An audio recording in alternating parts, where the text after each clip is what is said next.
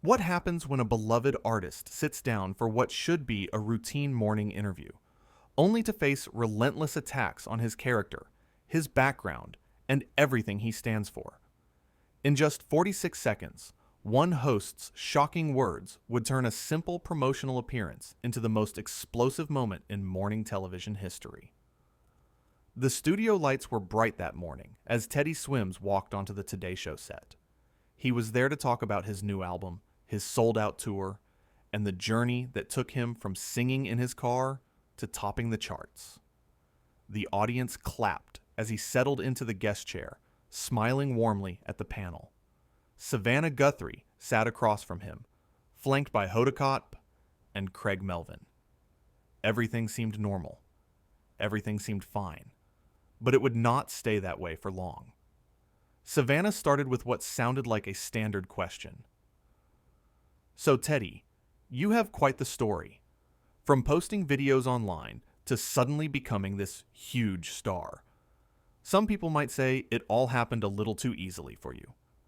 What do you say to that? The question landed awkwardly. Teddy shifted in his seat, clearly taken aback by the phrasing. Too easily, he repeated, his smile fading slightly. I mean, I have been working at this for over a decade. I posted hundreds of videos. I played dive bars. I sang at weddings. I do not know if I would call any of that easy. Hoda jumped in quickly, sensing the tension. I think what Savannah means is that your rise has been incredible. You have connected with so many people. Right, Teddy said, nodding at Hoda gratefully. And I am grateful for every single person who has supported me. That is what this is all about. But Savannah was not done. She leaned forward, her expression hardening. Let me be more direct then. There are established artists who have been grinding for years, decades even, who have not achieved what you have achieved in such a short time. Do you ever feel guilty about taking up space that maybe should belong to someone who has paid more dues? The studio went quiet. Even the cameras seemed to pause. Teddy stared at her, processing what he had just heard. Craig Melvin shifted uncomfortably in his seat. Hoda's mouth opened slightly in surprise. I am sorry, Teddy said slowly, carefully. Are you asking me if I feel guilty for working hard and having people connect with my music? I am asking if you recognize your privilege in this situation, Savannah shot back. You are a white man with a certain look, a certain vibe. Do you think that has helped you more than your actual talent? Hoda tried to intervene again. Savannah, I do not think that is fair to say. Teddy's voice is undeniable. That is why people love him. I am just asking questions that our viewers want answers to, Savannah said, not breaking eye contact with Teddy. We are journalists. That is our job. Teddy took a deep breath. His jaw was tight now, his hands clasped together. Look, I cannot control what I was born as. I cannot control how I look. What I can control is showing up every single day and giving everything I have to my music. I have never taken any of this for granted. Not for 1 second. But you do not deny that being who you are has opened doors, Savannah pressed. Being who I am, Teddy repeated, his voice rising slightly. What does that even mean? I came from nothing. My family struggled. I worked jobs I hated to chase this dream. And now that it is actually happening, you want me to apologize for it? Craig finally spoke up. I think we are getting off track here. Teddy, let us talk about the music itself. The album is beautiful, man. Really beautiful. Teddy looked at Craig with appreciation. Thank you, brother. That means a lot. But Savannah would not let it go. I am not asking you to apologize. I am asking you to acknowledge reality. There are black artists, Latino artists, Asian artists, women, LGBTQ artists who are just as talented as you, maybe more so, who will never get the opportunities you have gotten. Does that not bother you? The air in the studio was thick now. The crew behind the cameras exchanged worried glances. Hoda put her hand up. Savannah, come on. This is not the forum for this conversation. Why not? Savannah demanded, turning to Hoda. When is the forum? When do we have honest conversations about who gets elevated in this industry and why? Teddy stood up suddenly. Not aggressively, but firmly. He looked directly at Savannah. I respect what you are trying to do, I really do. But what you are doing right now is not journalism. You are trying to make me the villain of a story you have already written in your head. You do not know me. You do not know my struggle. You do not know what I have been through. Then tell us, Savannah challenged, also standing now. Tell us about your struggle that is so unique. It is not about being unique, Teddy said, his voice steady but emotional. It is about being human. I have battled depression. I have battled anxiety. I have questioned whether I was good enough every single day of my life. I have put my heart into every song I have ever sung. And I have never, not once, looked at another artist and thought I deserve their spot. I celebrate them. I lift them up. Because there is room for all of us. Craig stood up too, trying to create some physical space. Let us all just take a breath here. But Savannah was not backing down. That is a lovely speech, but it does not change the systemic issues at play. You can feel bad about it all you want, but you still benefit from it. Teddy laughed, but there was no humor in it. Benefit from it? You think sitting here being attacked on national television is a benefit? You think having my entire journey reduced to my skin color and my gender is a benefit? No one is attacking you, Savannah said coldly. I am asking you to be accountable. Accountable for what? Teddy's voice was louder now, more forceful. For working hard? For not giving up when everyone told me I was not good enough? For finally having people believe in me? Hoda stood up and moved toward Teddy. Teddy, you do not have to defend yourself. Your music speaks for itself. Clearly it does not, Teddy said, gesturing toward Savannah. Because she has already decided who I am, without listening to a single word I have said. Savannah crossed her arms. I have listened. And what I hear is someone who cannot handle being questioned. Maybe that is the real privilege. Not being used to having your narrative challenged. That was the moment everything broke. Teddy pointed at Savannah, his hand shaking slightly with emotion. You know what? You are right. I am privileged. I am privileged to have fans who actually care about the music instead of trying to tear me down. I am privileged to work with people who see me as a human being. And I am privileged to not have to sit here one more second listening to you twist my words and my life into whatever story you need to tell to feel important. The studio gasped. Hoda reached out toward Teddy. Teddy, wait. But he was already removing his microphone. His hands fumbled with the wire as he pulled it off. I came here to talk about my album. I came here to share my gratitude and my excitement with people who might care. I did not come here to be your punching bag. Savannah stepped closer. If you walk out of here, you are proving my point. You cannot handle the heat. Teddy stopped. He turned to face her fully. The look in his eyes was not anger anymore. It was disappointment. Deep, profound disappointment. The heat? This is not heat.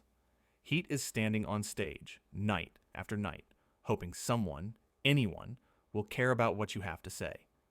Heat is putting your entire soul into something and having no idea if it will matter.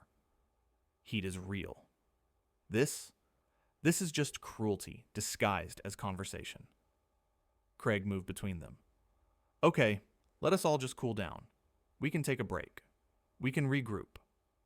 There is nothing to regroup, Teddy said quietly. I am done. Savannah scoffed. Of course you are. When things get difficult, when you are challenged, you run. Teddy shook his head slowly. No, I have never run from anything difficult in my entire life. But I also know when something is not worth my energy. And this, right here, is not worth it. Hoda put her hand on Teddy's arm. Please do not leave like this. We can talk. We can fix this. There is nothing to fix, Teddy said gently to Hoda. You have been kind. Craig has been kind. But her... He glanced at Savannah. She made up her mind about me before I even sat down, and I am not going to waste my breath trying to change it.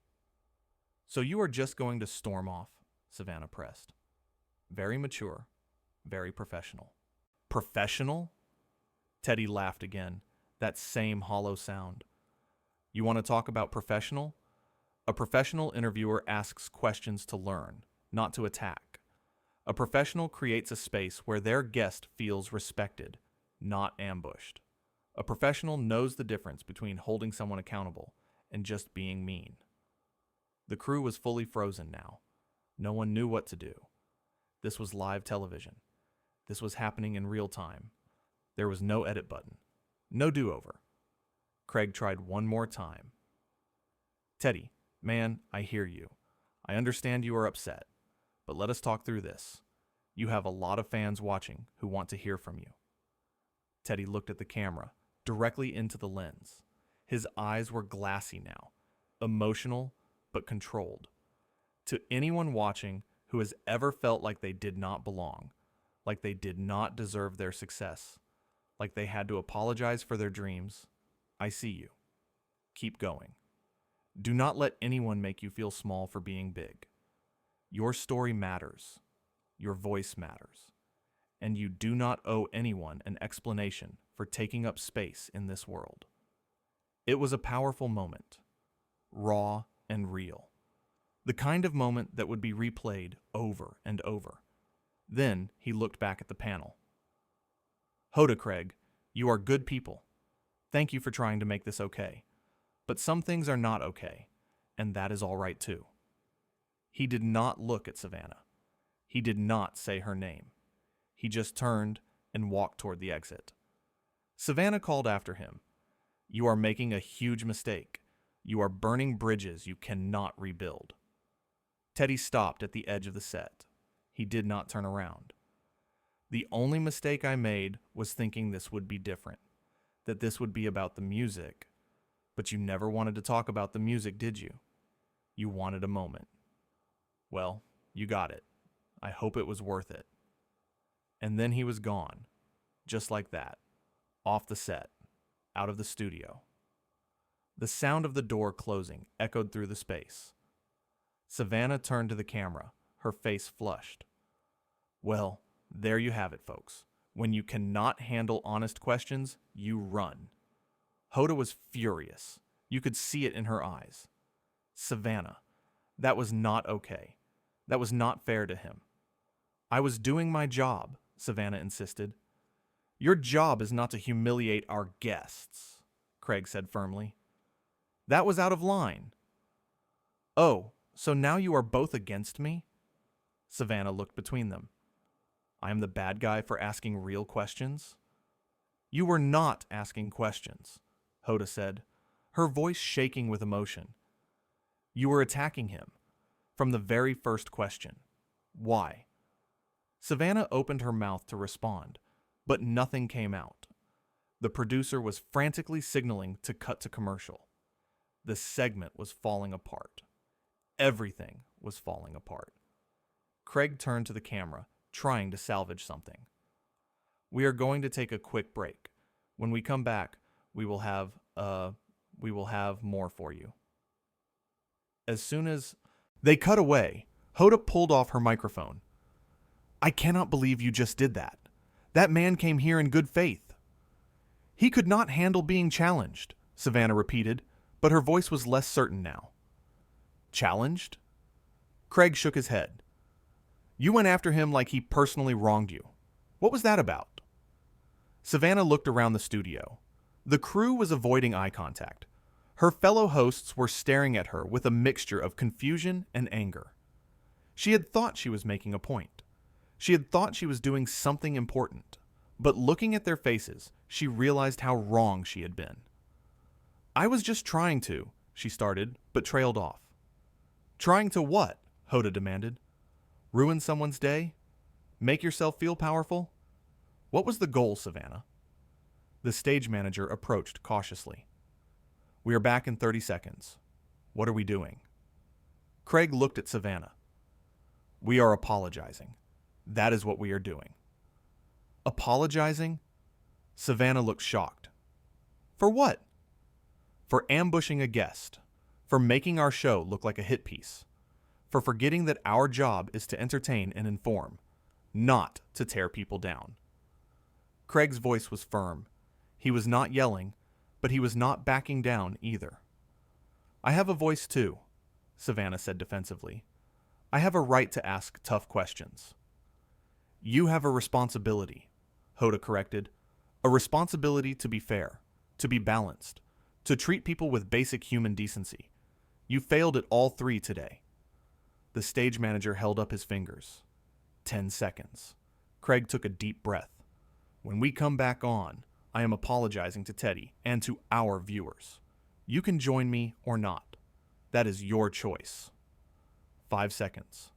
4, 3, 2. They were live again. Craig faced the camera, his expression serious. Before we continue with our show, I want to address what just happened. Our guest, Teddy Swims, left the set after what became a very heated exchange. And I want to say, on behalf of this show, that we could have handled that conversation differently. Better. More respectfully. Hoda nodded. Teddy came here to share his music and his story with us. He deserved better than what he received. We are sorry. The camera panned to Savannah. She sat there, silent. The seconds ticked by. 5 seconds, 10 seconds, 15. The silence was deafening. Finally, she spoke. I stand by my questions. Hoda closed her eyes. Craig rubbed his face. The producers were panicking in the control room. This was a disaster. A complete and total disaster. Then I guess we disagree, Craig said simply. Let us move on to our next segment. But everyone watching knew nothing would ever be the same. The damage was done. The moment was captured. And somewhere, Teddy Swims was probably wondering how a simple interview had turned into a battle he never asked to fight. In the makeup room backstage, Teddy sat alone. His publicist was on the phone. Damage control already in motion. But Teddy was not thinking about damage control. He was thinking about the millions of people who had just watched him stand up for himself. The people who had been in his position before. The people who understood what it felt like to be judged before you even opened your mouth. His phone was blowing up. Messages of support. Messages of love. Messages from other artists who had been through similar situations. He did not feel victorious. He did not feel proud. He just felt tired. Tired of having to prove himself. Tired of having to defend his existence. Tired of the games. Back on set, the show continued. Cooking segments, fashion segments, weather reports. Everything was normal on the surface, but underneath, everyone knew. The crew knew. The producers knew. The hosts knew. Something had broken that could not be easily repaired. When the cameras finally stopped rolling for the day, Hoda immediately left the set without speaking to Savannah. Craig gathered his things and followed. Savannah sat in her chair alone, scrolling through social media, watching the clip of the argument spread like wildfire. The comments were brutal, almost universally against her, calling her a bully, calling her unprofessional, calling her everything she had accused Teddy of being. She wanted to feel justified. She wanted to feel like she had done the right thing. But sitting there in that empty studio, surrounded by the ghosts of her words, all she felt was hollow. In a coffee shop miles away, a young musician sat watching the clip on their phone. They had been nervous about their own upcoming television appearance. Nervous about being questioned. Nervous about being judged. But watching Teddy stand up, watching him refuse to be diminished, watching him walk away with his dignity intact, they felt something shift inside them. If he could do it, maybe they could too. That is the thing about moments like these. They ripple outward in ways no one can predict. They inspire some. They infuriate others. They start conversations that need to be had and expose tensions that have been simmering beneath the surface. Teddy's manager called him as he was leaving the building. The label is freaking out, but in a good way. Everyone is talking about you. Everyone is on your side. I do not care about sides, Teddy said quietly. I just want to make music. I know, his manager said. And you will. This is going to blow over. It always does. But Teddy was not so sure. Some things do not blow over.